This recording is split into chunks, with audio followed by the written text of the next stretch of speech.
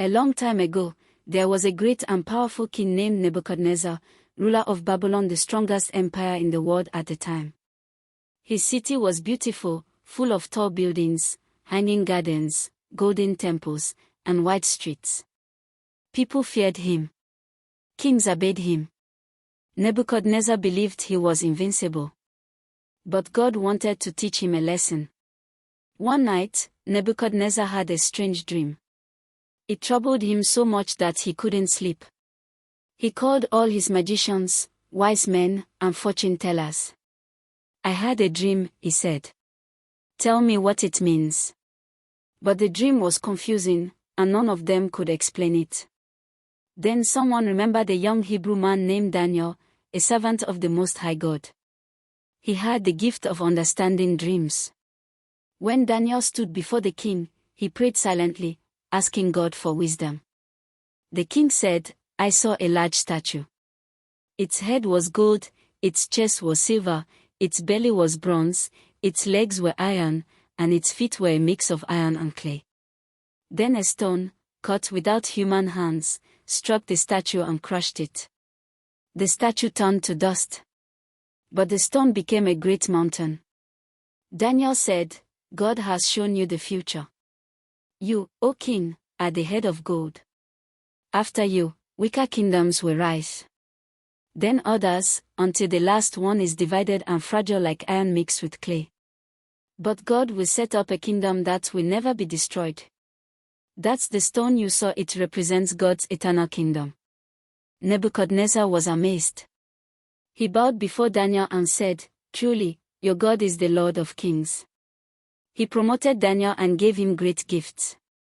But the king forgot the message. Years later, Nebuchadnezzar made a giant statue of gold, about 90 feet tall, and set it up on the plain of Dura.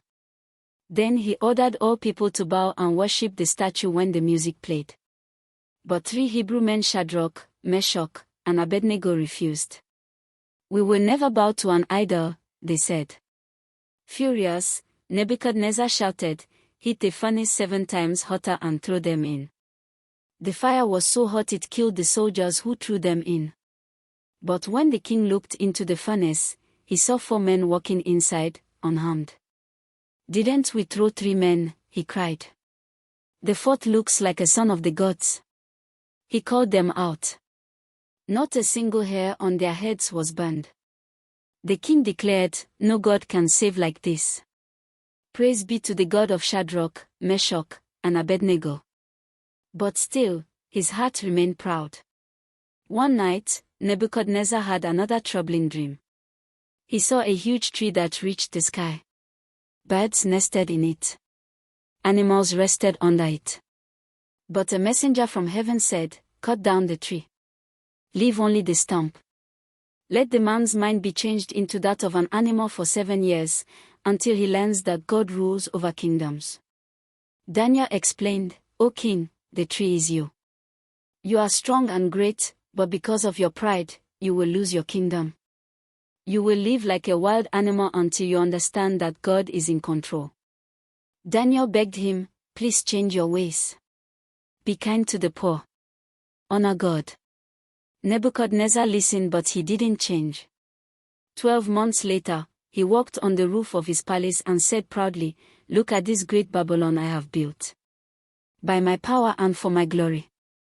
Immediately, a voice came from heaven, "Nebuchadnezzar, your kingdom is taken from you."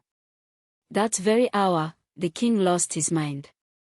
He ran into the wilderness, ate grass like cattle, and lived like an animal. His hair grew like eagle feathers. His nails became like bird claws. For 7 years, no one saw him as a king. Then, at the end of that time, he lifted his eyes to heaven. "I praise the Most High," he said, "and honored him who lives forever. His kingdom is everlasting. No one can stop his hand." His mind returned. His strength came back. His kingdom was restored and even greater than before. But this time, Nebuchadnezzar was humbled. He said, "Now I, Nebuchadnezzar, praise and exalt the King of heaven. Everything he does is right. And those who walk in pride, he is able to humble.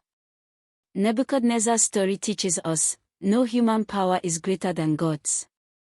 And even the proudest heart can be changed when it looks up to heaven.